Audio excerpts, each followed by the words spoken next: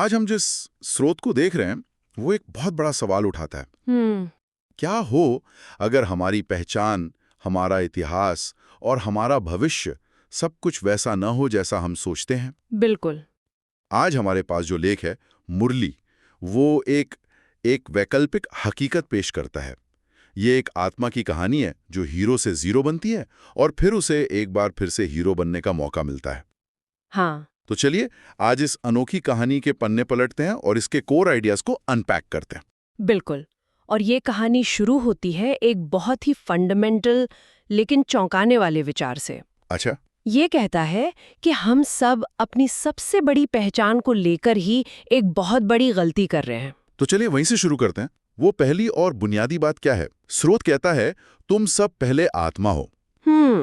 सुनने में ये बहुत सीधा लगता है, कई दर्शनों में ये बात है, लेकिन यहाँ इस पर इतना जोर क्यों दिया गया है? इसे पक्का निश्चय बनाने को क्यों कहा गया है? यहाँ जोर इसलिए है क्योंकि इस एक समझ को बड़े ते बड़ी भूल का सुधार माना गया है। बड़े ते बड़ी भूल? हाँ, सोचकर देखिए, हम अपनी पूरी जिंदगी इस शरीर के इर्द गिर्द जीते हैं।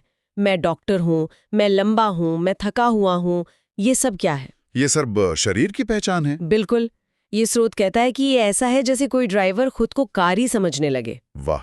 जब तक ड्राइवर ये नहीं समझेगा कि वो कार नहीं बल्कि कार को चलाने वाला है, तब तक वो ना तो अपनी असली शक्ति को जान पाएगा और ना ही उसे ये समझ आएगा कि उसका असली घर गैराज नहीं बल्कि कहीं और है। एग्जैक्टली। वाह, ड्राइवर खुद को कार समझ रहा है। ये तो बहुत पावरफुल एनालॉजी है। तो इसका मतलब है कि कर्म भी शरीर नहीं बल्कि आत्मा करती है। एग्जैक्टली। यहाँ इसी को आत्म अभिमानी बनना कहा गया है। मतलब आत्मा की अवेयरनेस में रहना। हाँ, शरीर तो बस एक साधन है, एक कॉस्ट्यूम है। असली एक्टर जो सुख दुख का अनुभव करता है, जो अच्छे बुरे कर्मों का हिसाब रखता है और जो जन्म मरण के चक्र में आता है, वो आत्मा है। जब तक ये क्लैरिटी नहीं है, तब तक इस स्रोत के अनुसार आध्यात्मिक ज्ञान का पहला दरवाजा ही बंद है। ठीक है, तो अगर आत्मा एक्टर है और शरीर कॉस्ट्यूम, तो फिर नाटक क्या है? यहीं पर वो 84 जन्मों वाली बात आती है ना? हाँ। ये एक बहुत ही स्पेसिफिक नंबर है। 84 ही क्यों? सही सवाल है। 100 या 50 क्यों नहीं? क्या इसका कोई सिंबॉलिक मतलब है या इसे लिटरली लेना है? ये एक बेहतरीन सवाल है। स्रोत इस नंबर को लिटरल बताता है, एक फिक्स्ड ड्यूरेशन की तरह। अच्छा। ये उस नाटक की कुल लंबाई है जिसमें कुछ आत्माएं हिस्सा लेती हैं। जैसे किसी फिल्म में एक हीरो शुरू से अंत तक होता है। तो ये एक तरह का कॉस्मिक ड्रामा है जिसका एक तय स्क्रिप्ट है, और इस ड्रामा में आत्मा का किरदार कैसे बदलता है? मैंने पढ़ा कि वो देवता से कुछ और बन जाती है। हाँ, और इस यात्रा को एक मोबाइल फोन की बैटरी की तरह समझ सकते हैं। अच्छा। कैसे? जब आत्मा इस नाटक को खेलना शुरू करती है सतयुग में, तो वो 100% चार्ज होती है। पूरी तरह से पवित्र, शक्तिशाली और सुखी। बिल्कुल। स्रोत इसी को सतो प्रधान कहता है। लेकिन जैसे जैसे वो 84 जन्मों का साइकिल इस्तेमाल करती है, उसकी बैटरी धीरे धीरे ड्रेन होती जाती है। त्रेता युग तक आते आते शायद 75% रह जाती है, द्वापर में 50% और कलयुग के अंत तक वो लो बैटरी मोड पर चली जाती है, एकदम शक्तिहीन, अपवित्र, जिसे स्रोत पतित तमो प्रधान कहता है। हाँ, तो ये हीरो से जीरो बनने का सफर है। मतलब आत्मा की शक्ति घटती जाती है। यहीं पर एक और दिलचस्प बात कही गई है, आत्मा सो परमात्मा नहीं। हाँ, ये बहुत इंपॉर्टेंट पॉइंट है। ये कई पारंपरिक मान्यताओं से बिल्कुल अलग है, जहां आत्मा को परमात्मा का ही अंश माना जाता है। हाँ। यहाँ क्या फर्क बताया गया है? यहाँ फर्क बहुत साफ है। परमात्मा यानी बाप इस नाटक के डायरेक्टर की तरह है। अच्छा। वो जन्म मरण के साइकिल में नहीं आते, उनकी बैटरी कभी ड्रेन नहीं होती, वो हमेशा 100% पर रहते हैं। और आत्मा एक्टर है? आत्मा एक्टर है जो अपना पार्ट बजाते बजाते थक जाती है, उसकी शक्ति कम हो जाती है। हाँ। तो एक्टर डायरेक्टर नहीं बन सकता। और डायरेक्टर एक्टर नहीं है। बिल्कुल। आत्मा देवता बन सकती है, यानी अपना पार्ट बेहतरीन तरीके से निभा सकती है, लेकिन वो परमात्मा नहीं हो सकती।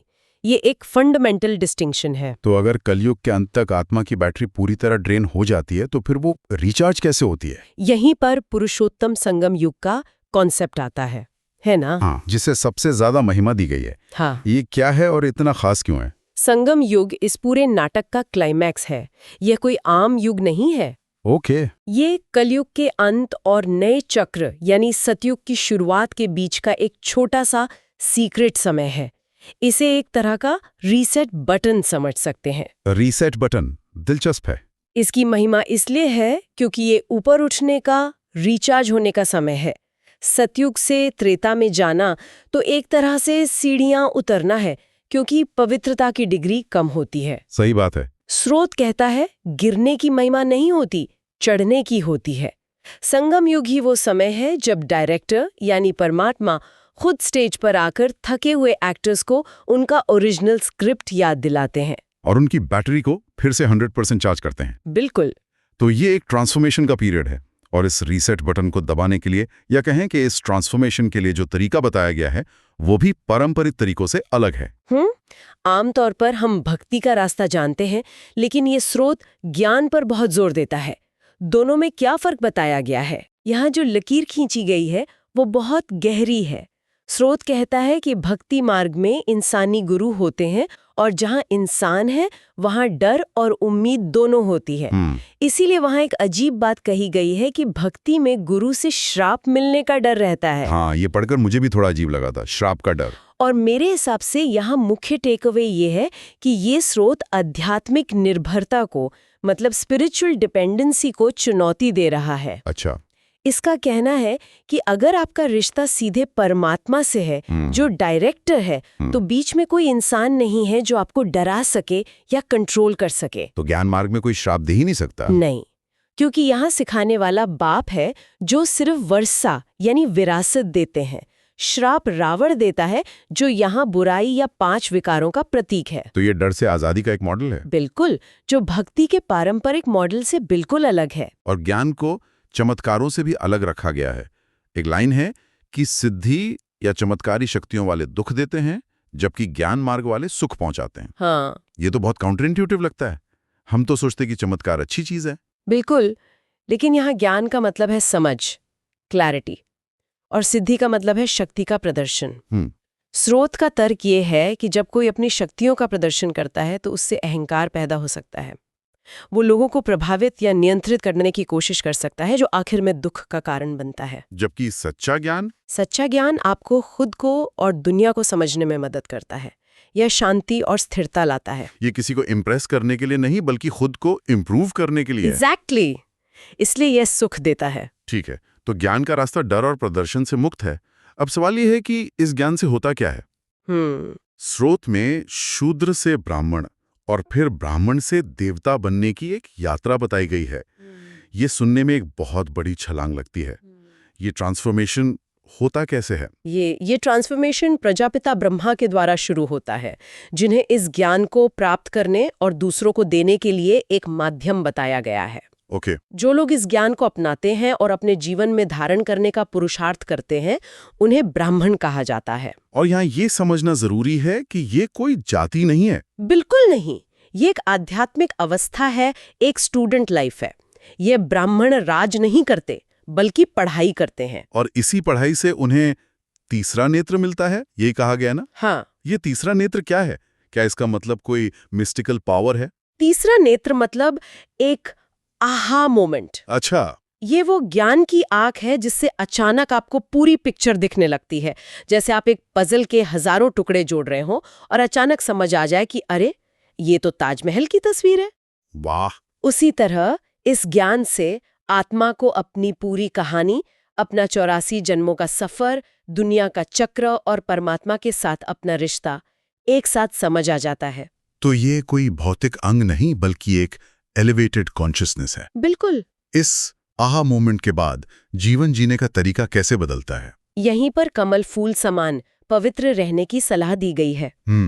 ये सुनने में तो बहुत अच्छा लगता है, पर प्रैक्टिकली बहुत मुश्किल है। मतलब सुबह बच्चों का टिफिन बनाने से लेकर रात की ऑफिस डेडलाइन तक दुनिया के कीचड़ से अछूते रहना तो लगभग नामुमकिन लगता है। बिल्कुल। और स्रोत भी ये नहीं कहता कि आप सब कुछ छोड़कर हिमालय पर चले जाओ। अच्छा। गृहस्थ में रहने की ही बात कही गई है। कमल फूल समान का मतलब शायद ये है कि आप अपनी मेंटल स्पेस को बचा के रखें। बाहर भले ही कितनी भी हलचल हो, ट्रैफिक का शोर हो, ऑफिस की पॉलिटिक्स हो, लेकिन अंदर एक शांत कोना हो जो दुनिया की नेगेटिविटी से अफेक्ट ना हो। It's about internal detachment, not external escape. Exactly. कीचड़ में रहकर भी कीचड़ को अपने ऊपर हावी ना होने देना, यही असली कला है। Internal detachment. और इसी से वो हीरे जैसा बनने वाली बात जुड़ी है। हाँ, कलयुग के अंत में आत्मा को कौड़ी मिसल यानी कौड़ी के समान मूल्यहीन कहा गया है। ये कौड़ी से हीरा बनने का सफर क्या दर्शाता है? हीरे जैसा बनना आत्मा की अपनी ओरिजिनल 100% चार्ज्ड सतो प्रधान अवस्था को फिर से पाना है। एक हीरा मूल्यवान होता है, चमकदार होता है, कठोर होता है और उस पर दाग नहीं लगता। सही है। वैसे ही दैवी गुणों से भरपूर आत्मा को बताया गया है। कौड़ी तो रास्ते पर पड़ी रहती है, उसकी कोई कीमत नहीं। कलयुग के अंत में विकारों और चिंताओं के बोझ तले दबी आत्मा की हालत वैसी हो जाती है। तो ये ज्ञान उस कौड़ी को तराशकर फिर से बेशकीमती हीरा बनाने की प्रक्रिया है। बिल्कुल। तो इस पूरी प्रक्रिया और ज्ञान का अंतिम लक्ष्य क्या बताया गया है?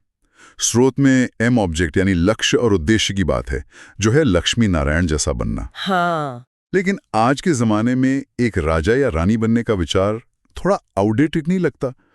क्या इसका कोई मॉडर्न इंटरप्रिटेशन हो सकता है? यह एक वाजिब सवाल है।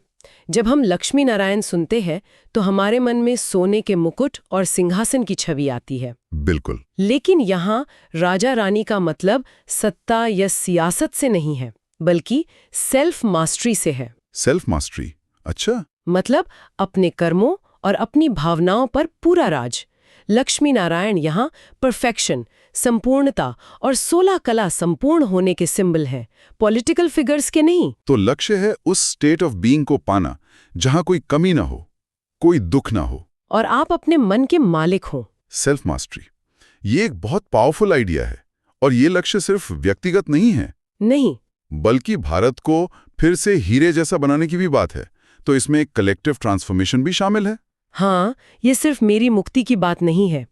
यह एक नई दुनिया की स्थापना की बात है, जिसे सतयुग या स्वर्ग कहा गया है। और इसी कलेक्टिव ट्रांसफॉर्मेशन के लिए गॉडली सर्विस का जिक्र आता है। ईश्वरीय सेवा। हाँ। ये गॉडली सर्विस क्या है? क्या इसका मतलब पारंपरिक सेवा जैसे दान करना या आश्रम चलाना है? नहीं, ये सेवा उससे अलग है। ये कोई कर्मकांड या भौतिक सेवा नहीं है, बल्कि आध्यात्मिक ज्ञान और अनुभव को बांटना है। अच्छा। ये दूसरों को भी कौड़ी से हीरा बनने का रास्ता दिखाने की सेवा है। स्रोत में सलाह दी गई है कि ऐसे स्लोगन बनाओ जैसे आकर समझो कि हम शूद्र से ब्राह्मण और ब्राह्मण से देवता कैसे बनते हैं। तो इसका मकसद नई दुनिया यानी सतयुग के लिए प्रजा तैयार करना है? बिल्कुल।